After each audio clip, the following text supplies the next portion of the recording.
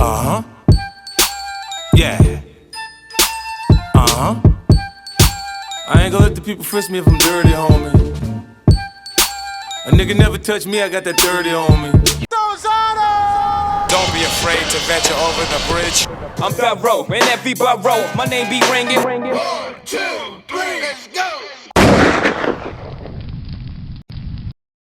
What's good? It's DJ Thoro, aka Arsonal, the bridge to the streets. Right now, you're watching the hottest in the streets. I got a special guest in the building. If you into battle rap, or if you into lyrics and somebody with fucking talent, period, you know who this man is. Introduce yourself. What's going on, world? Serius Jones, J1 on the grid, one left, as some say, but you know, I'm here. Hey, this man, I feel underdressed, man. You know, that's why I had to put my Malcolm X glasses on. You know, It's my new look. It's a new look. You feeling me? All right, I'm feeling it. It's dope. It's dapper. Yeah, It's dapper. I'm trying to step Whoever it up. battled you, they already lost. You know, from the get. You know, like I might show up like this. You're gonna get the best dressed award if you don't do nothing else. I appreciate it, You definitely winning that. You definitely winning that. So, what you got going on? What's new for Serius Jones? What you been doing? Okay, man, a lot of stuff. I've been kind of back active in the battle scene. Okay. I had about 5 battles this year. Okay. 4 battles this year. Did you win them all? Yes. Okay. I'm happy to say. Who was the toughest out of those 5? Or who were the 5? Real quick, who were the 5 people you battled? A guy named Jims, T.Y.,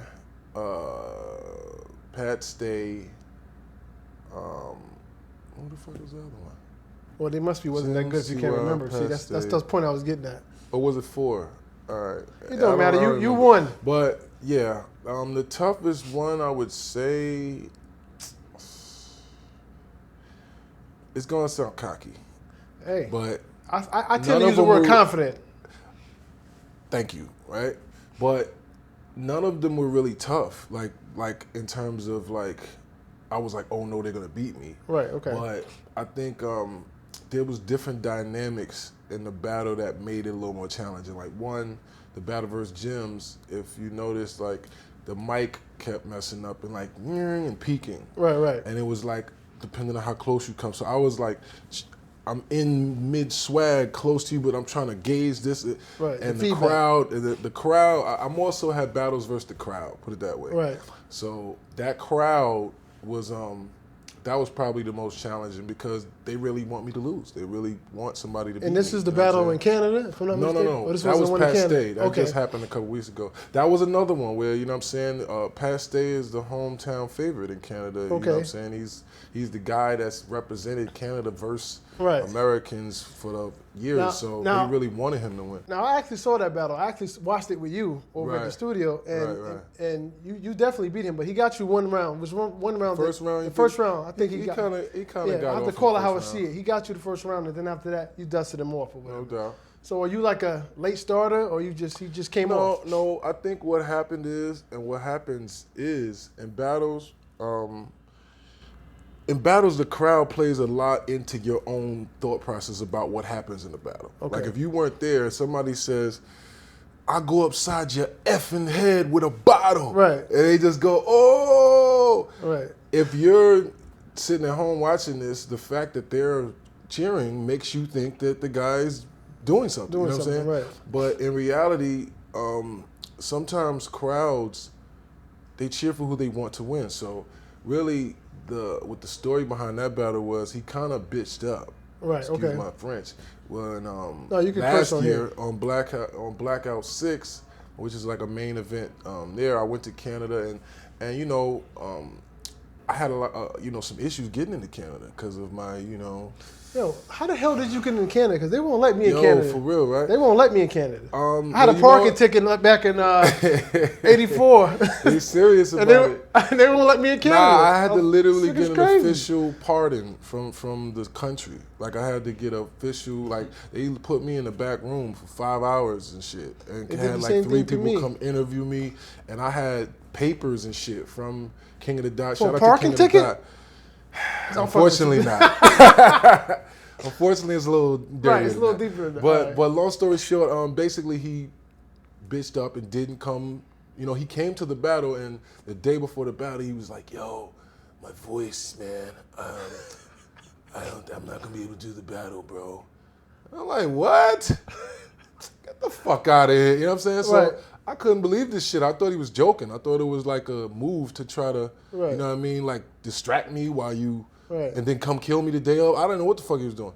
But yeah, he held it up, and he was there at the event drinking, you know, yelling. We almost got into it at the event because I was like, nigga, I'm about to fucking call you out right now. Right. And he's like, yo, all I ask is you don't, you know what I'm saying, say nothing back. Fuck out my face, nigga. I'm about to grab this mic and tell your people that you're bitching up right now. Okay. So that's what happened. And so it was kind of a little thing and a little tension building about it. And he came this time. I guess he was as prepared as he could have been, but Right. you know, it just wasn't it. You know what I'm saying? I want to get your opinion on something. Obviously, you know what's going on with the whole Meek Mill, Beanie Siegel, and the game Don't situation. put me in this shit, man. No, I'm not going to. Nobody wants to touch this. I mean, fuck it. I'm a real nigga. Go ahead. Yeah, I just want to get your opinion. I'm not Okay. telling you to go in there and bust some shots or fucking write lyrics. Well, for you might somebody. wind up having to these fucking days. You know what I'm saying? No, listen, this is Nigga not be where- like, I've seen that interview. You know what I mean? No, that's not where I'm going with this. But go ahead, go I just ahead. want to get your opinion on how do you feel about, you know, because you're no stranger to battle rap turning into violence or uncalled for violence or whatever. So how do you feel about this potentially, because somebody already got their hands put on them, like Beanie Siegel was, you know, Yeah, I just seen that was video. was crazy. sucker punch or however you want to call it, was knocked out or whatever, whatever. It's crazy. How do you feel about this battle? You think it should stay on wax? Do you like what's your take on it? I mean, it looks like it's past that. I'm I gonna don't keep know. it funky, yo. I don't know the origins of their problem. You know what I'm saying? Okay. And something you said earlier was I actually am a stranger to battle rap turning to violence. The only time that's happened with me was with a sucker, with somebody. Right. You don't do that in battle rap. You know Right. what I'm saying? Battle rap is for violence in our words and our craft. Right. This is our art. You know what I'm Right. saying? This is something I put 15 years of my life into. You know what I'm Right. saying? So I don't like when niggas turn rap beef into real beef. That ain't fucking real beef. Right. Real beef is when, you know what I'm saying, it's you know, on site we shooting. It's Right. not fighting over who says something. So I think as black men, we gotta be a lot more responsible, man. Like, you know what I mean? We got a common enemy out here. Right. Like, we literally getting killed on camera and shit. So T.I. said something like, if you would shoot at me but won't shoot at them, you not a G. Right. So I'm like, I think, you know, men have problems regardless of what our plight is as a people, but I think if niggas look this shit more as, you know, this is a platform that the world is seeing us on, man. We look like animals and monkeys fighting over what?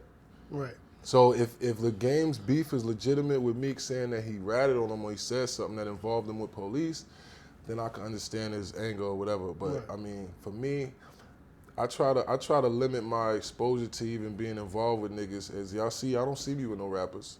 Right. Y'all don't see me hanging out with motherfuckers that way. We don't have to get into this kind of shit later on when you find out a nigga's really like this and you thought he was like that. Right. But I think just to, you know, my opinion on the beans thing, I don't believe in half measures, man. Okay. If you're going to jump in the water, do a cannonball. Don't just stick your toe in and say, I was just there. You know what I'm saying? Right. So it ain't my place to speak on, you know, these niggas' issues, but I definitely feel like you don't do that. You Okay. don't get involved with someone's beef and Right. then, like, I'm not really involved. Right. Like, you are involved now. You involved yourself. You know what I'm saying? Right. So it's crazy, man. It's like, you know what I mean? It's chess, though, and not checkers, man. Right. Okay. So there you have it. So speaking of battles, as we continue, you got a battle coming up with Yeah. Arsonal, if I'm not mistaken. Right. Before we get into that, who's on this card? Because I see Mr. Fab is Mr. going to Charlie Fab, Clips. Like, who's yeah. on it? There's some heavyweights on there. Yeah, no doubt. Sue Surf versus Okay. T-Rex. Nice. Mr. Fab versus Charlie. Charlie, like you said. Who else is on this month? Mr. Fab, Charlie. You gotta pardon me. I medicate. It's all good. Hold up. And John the Don, Okay. John the Thief versus versus who? I don't know, but it's John's on it versus somebody else heavy. Right. And you know, I think it's gonna be crazy. It's gonna be a dope ass card. So let's talk about this card with you and Arsonal. Yeah. You said something earlier where you said you're always the underdog. Yeah. How do you feel about that? People always assume that you're like you've proven time to time you're nothing to sneeze at. So why do you keep continuously being an underdog? It's because I kind of have like a really boisterous flamboyantness about my style when I battle. I come off real cocky and arrogant, you know what I'm saying? And people want to see, it's like, I call it like the Floyd syndrome, you know what I'm saying? When you never lose, they want to see you lose. You know what I'm saying? They want to see someone kill you. Right. And it's like, even if, you know, I feel like especially in the last, 10 years, I'm undefeated. But even if you wanted to say that I lost a battle, it would have to be debatable. It would have to be close. No one's ever killed me. Right. So I think people are anticipating that moment sometimes. Like, yo, he gonna do it. Like, is this nigga gonna kill Joe? Like, this nigga gonna. So halfway, a lot of my own fans, I see them, I see their faces in the crowd when I'm battling. I see them looking at me with the, like, I like you, but I want to see him.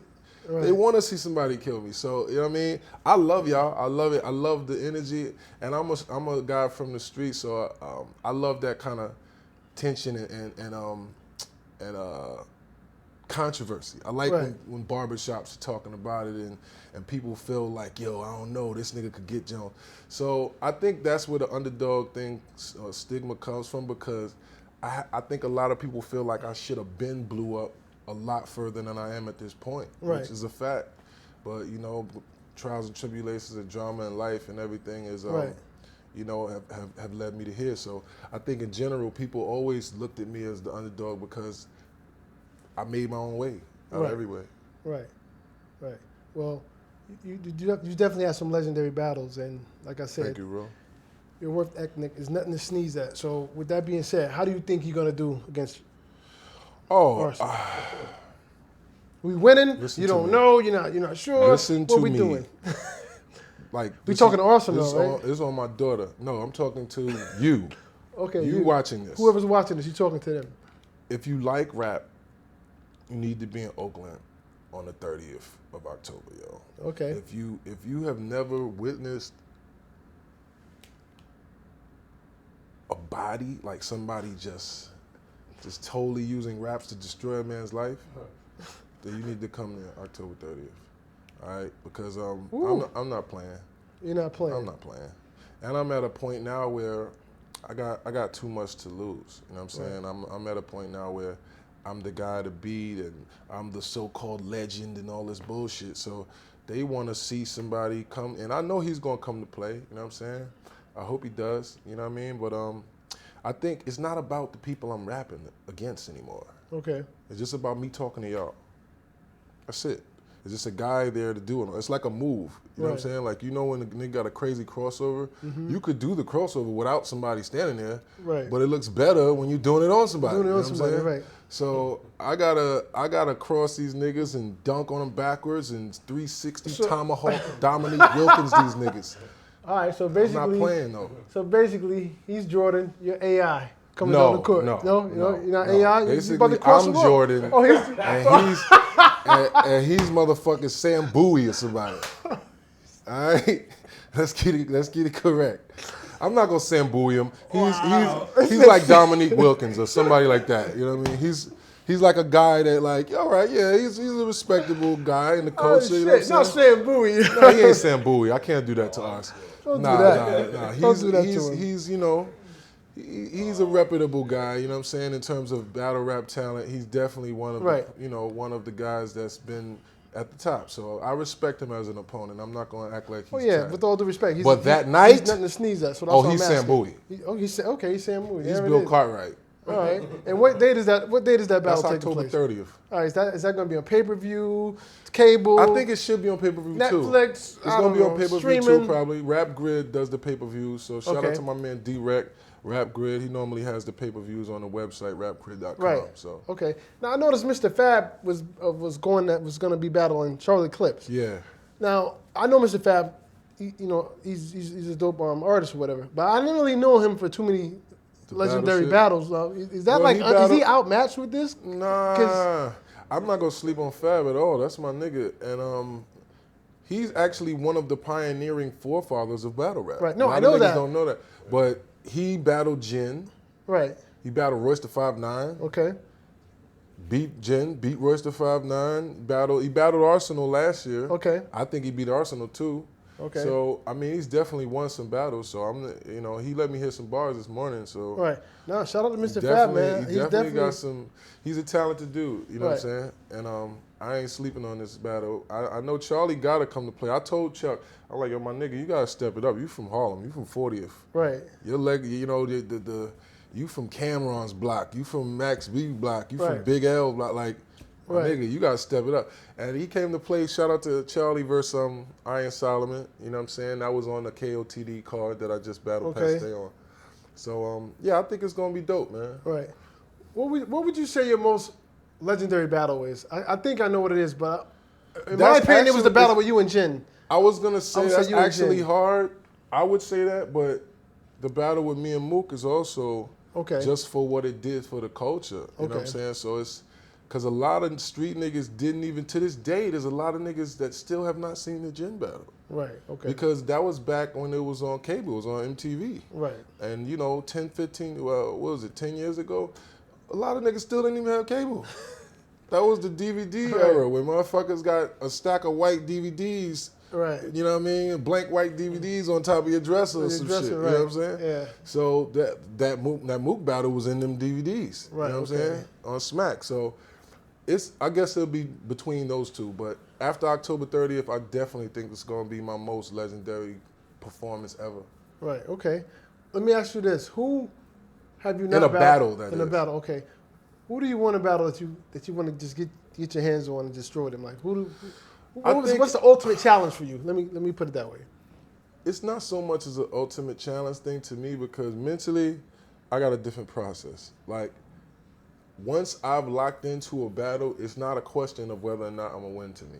Like, it's not about that anymore. Okay. It's just about the way that I do it. You know what I'm saying? Right. The angles I take, shit like that. So I look at certain battles and think that would be a dope battle because of the fact of the angles, you know what I'm saying? Right. Almost like a fighter. If you look at, a fighter that has a certain style versus another fighter that has a more unorthodox style, it makes the fight more interesting. Right. So I think I've been talking about getting that Hollow because he's really the one of the other and last legends from my era that's looked at as one of the top battlers in this era. You know what I'm saying?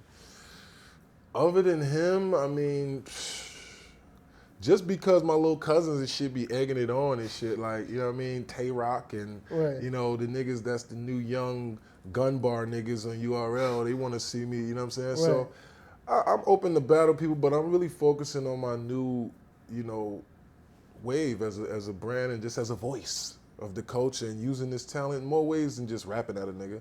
Those